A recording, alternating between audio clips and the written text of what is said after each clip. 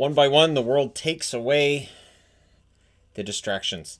So, that being said, let us discuss the entertainment news of the day, topics for today, including some stuff that's over the last week. So it's not all just from today. You guys know the drill.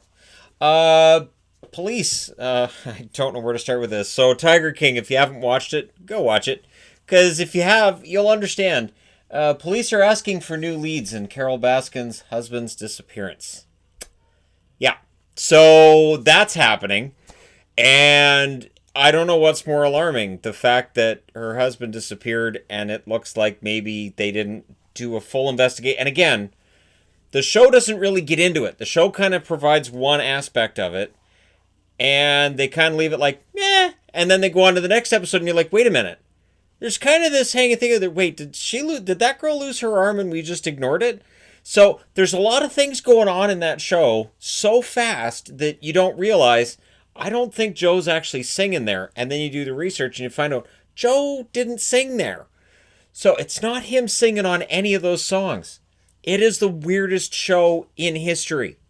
I think I'm going to have to rewatch it because seriously, there's so much stuff in there. They said Star Wars movies were dense. That's got nothing on Joe Exotic. So Carol Baskin's husband disappears. Disappears within a day of saying he was going to leave her and she wasn't going to get anything. And there you go. So that, and again, that's based on the way that they provided the information. And I don't know, maybe there's some police officer sitting there eating popcorn, watching and going, hey Earl, whatever happened with the Baskin case? I don't know. We never really bothered with it. Why? Maybe we should have bothered with it. Because, man, this doesn't look good for us. It is the weirdest, oddest, and seriously, it is mind-blowing, this stuff. And you watch it and you realize, this really happened. These are real people. Holy crap. So, and meanwhile, Joe Exotic is suing for $94 million, I think I was reading. It's a ridiculous amount of money against Jeff. And you guys know Jeff, he doesn't have money. And there are others who didn't have money in this show. Nobody in this movie or in this TV show had money. I don't know where to start. It was the oddest collection of characters ever, and I kept thinking, how in the world are these people feeding big cats? How? Like, tigers have to eat a lot of food, right? So how in the, like, oh wow. Anyways, all right. I know, selling cubs. I know everything is just awful.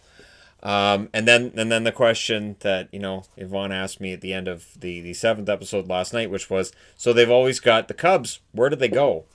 Because, one of the storylines coming out of this was the whole euthanasia idea. The idea that they have these cubs and you can pet the cubs, which you shouldn't. You should not be doing that. That's not good for them.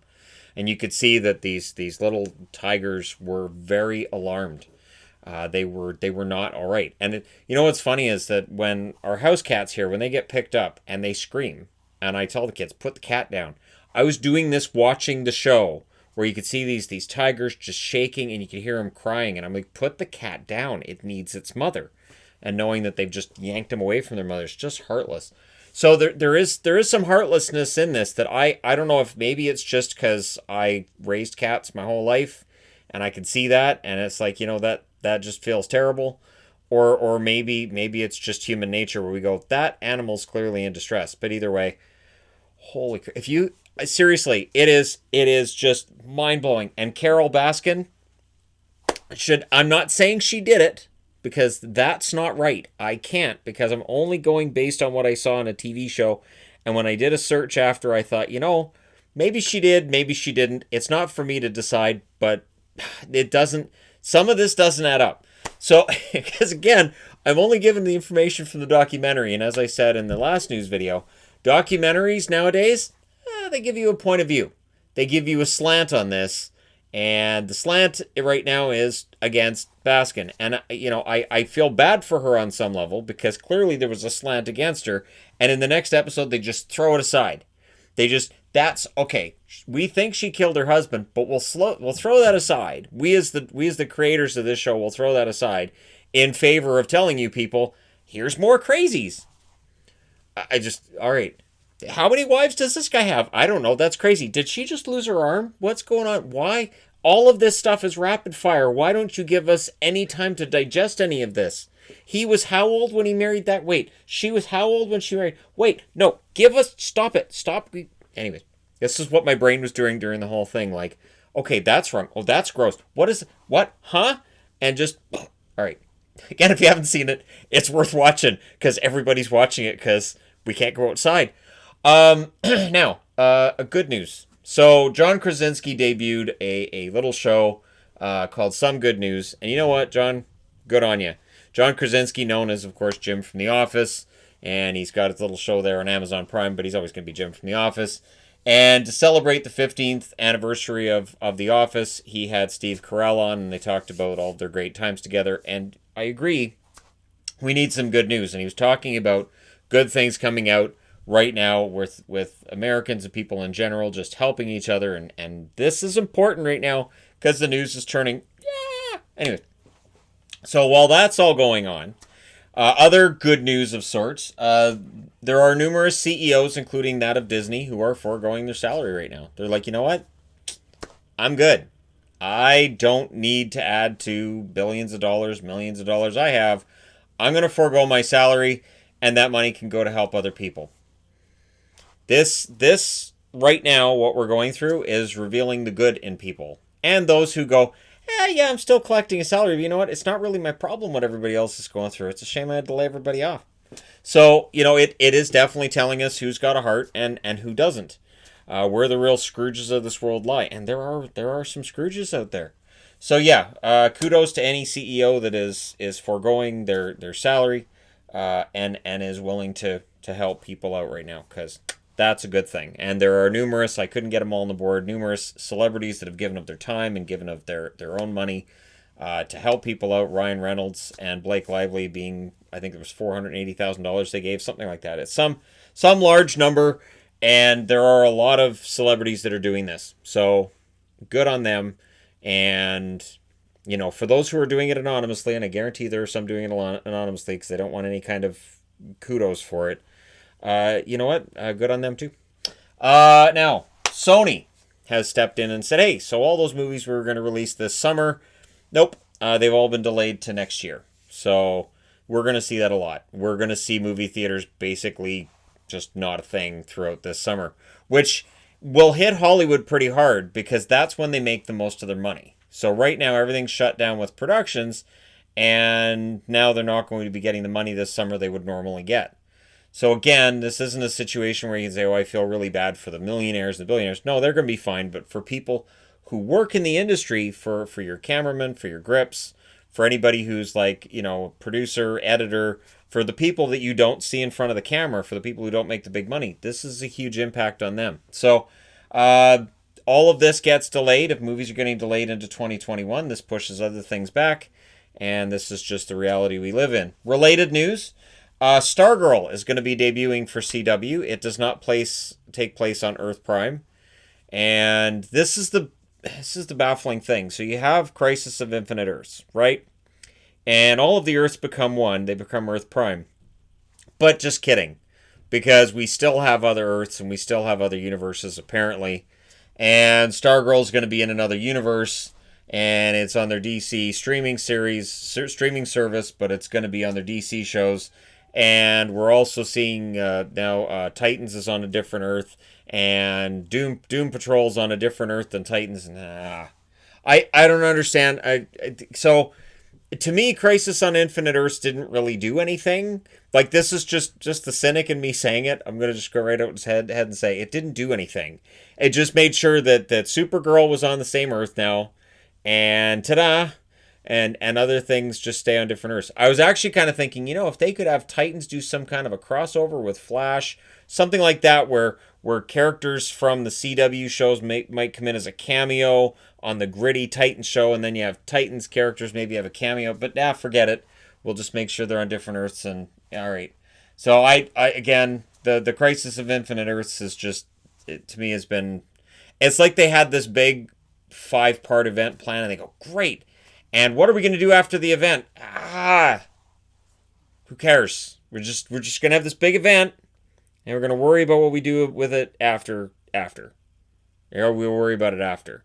And now we're after, and we're like, okay, we got other things to worry about other than this, right? So the releases of the current shows that are in filming or have filmed all get pushed back, including Legends of Tomorrow. Now, I believe Legends of Tomorrow is done filming. Legends of Tomorrow, I think, is only a 13-episode season anyways. And it's already been renewed for next year, so good on them. And if they ever decide to have any kind of an offshoot from that, Constantine would work as his own series, and maybe throw in Zari while you're at it, because sure, why not? Zari and the boyfriend and Constantine, and just have them have. I don't know how you'd make that work. And Charlie, sure, Charlie, we'll just have the four of them. I don't know. And then we can add Sarah, because sure. And then eventually, you're like, people can be like, so you want Legends? Yeah, just keep Legends.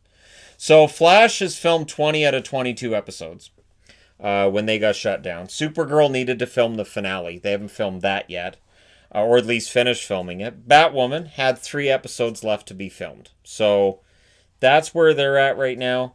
And there's a spin-off that's on the way, which is Superman and Lois. And I'm not sure how excited I am. I'm being honest. I'm not sure how excited I am about that, because we've already done Lois and Clark. We've already done Smallville. We've already done Superman series. So I'm not sure about another one. But sure, because CW eventually, I mean, Supernatural's going away. So eventually, CW is just going to be the DC network, right? We're going to have, because Black Lightning will be back. So you've got Batwoman, Black Lightning, Flash.